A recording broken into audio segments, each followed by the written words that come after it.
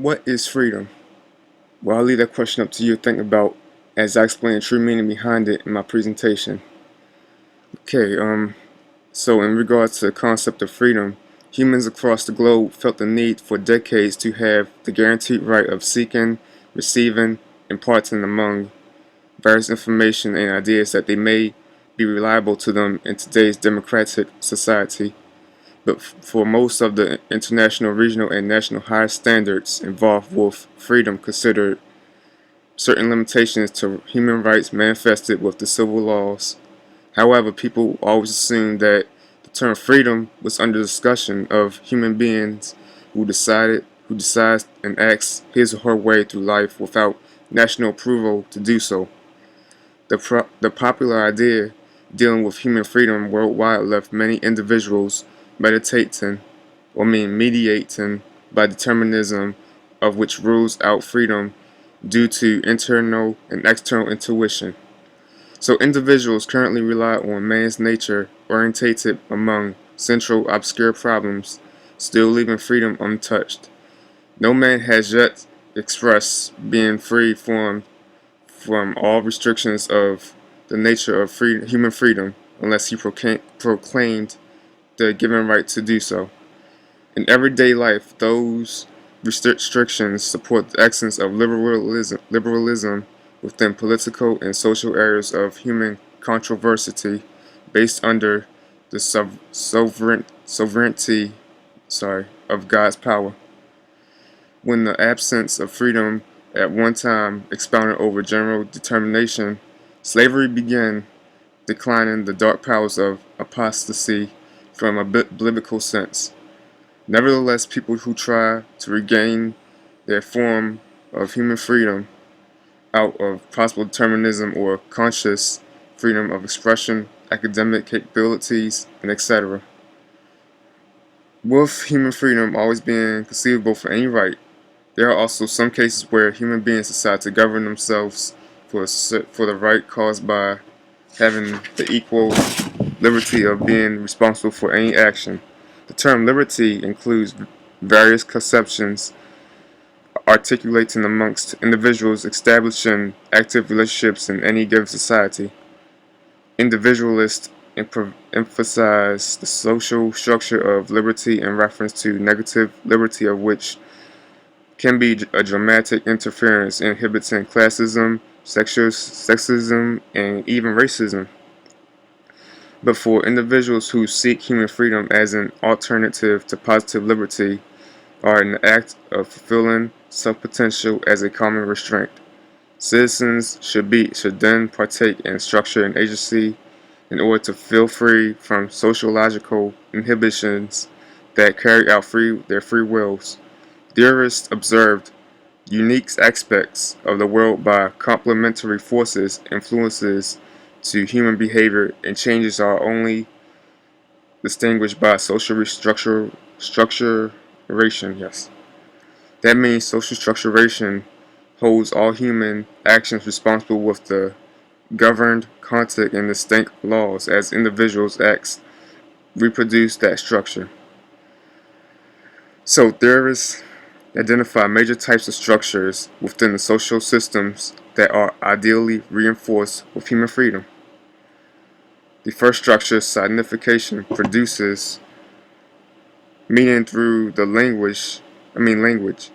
The second structure, legitimation, produces a moral order followed by naturalization and societal norms. High values and standards for individual rights. The third structure, denomination, produces legal power orientating from evolutionary goal structures. In a capitalist society, any of the following social structures intersects private property and profitable resources constituted for human action. Freedom also expands its addressed meaning to human rights being adapted to liberal change within another belief or social liberalism.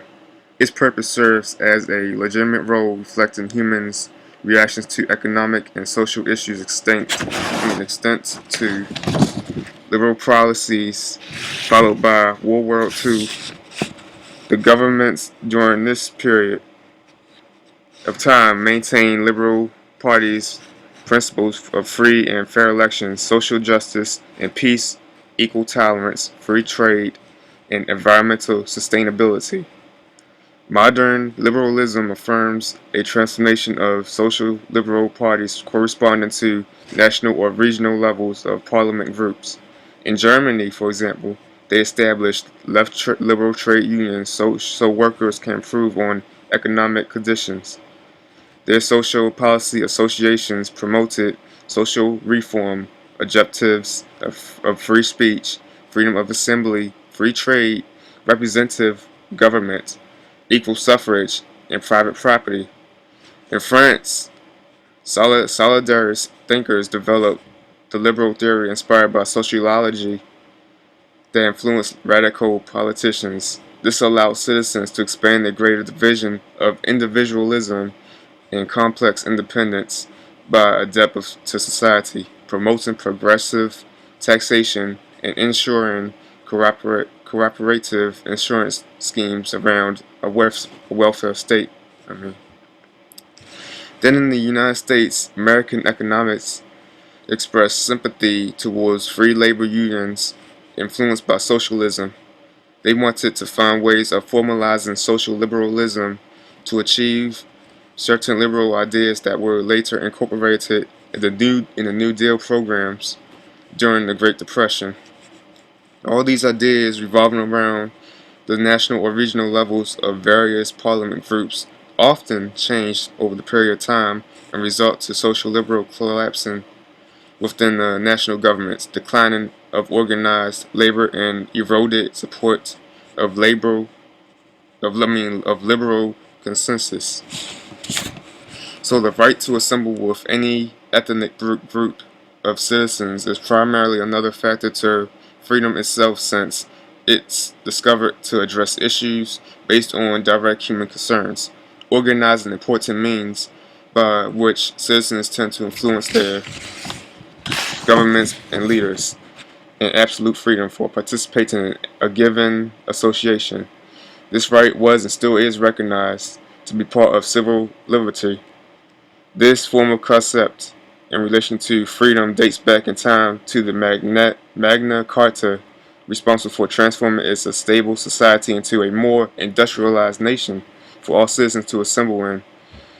The series of controversial examples that infringes upon citizens' civil liberties as a key responsibility are property rights, reproductive rights, and civil marriages.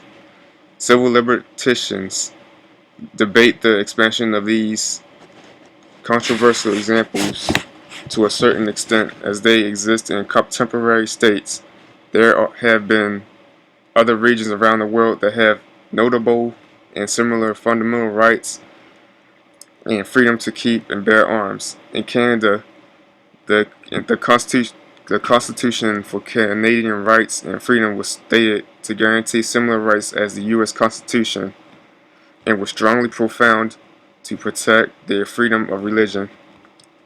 The average citizens are notified by their government when creating unconstitutional laws with the intention of amending government's actions. In European conventions, they develop a treaty to protect human rights and fundamental freedom. Internationally, by new council members welcomed at the earliest opportunity, the European Court of Human Rights acclaimed how judgments being violated from a person shall be executed and charged for any damage they sustain to applicants. Death penalty is also a consequence guaranteed under the European conventional law if individual human rights are being threatened. In India, their fundamental rights lead to peace and citizens' life, consisting of right to equality, freedom of exportation, religion, cultural beliefs, and educational assembly. These are constituted rights, neither absolute nor immune based on from other constitutional amendments, even though they prohibit a sense of discrimination on the grounds of religion, race, sex, or place of birth, they have a positive advantage for protecting ethnic and religious minorities by allowing native citizens to preserve their own languages and administer an educational intuition. So, in conclusion, I personally think by the concept of freedom, reflecting or taking part in any one of our lives to make this world a better place to peacefully assemble in, we all should have the absolute right to be entitled on any human right, natural rights that may be justified in both national and international, regardless to the nature of our sex, age, ethnicity, language, nationality, or any other human status. We can learn from past history of people defending their own universal freedom that human rights until this day still provoke considerable skepticism, debates, nature, and justifications we may take advantage for realizing how human dignity is flourished independently.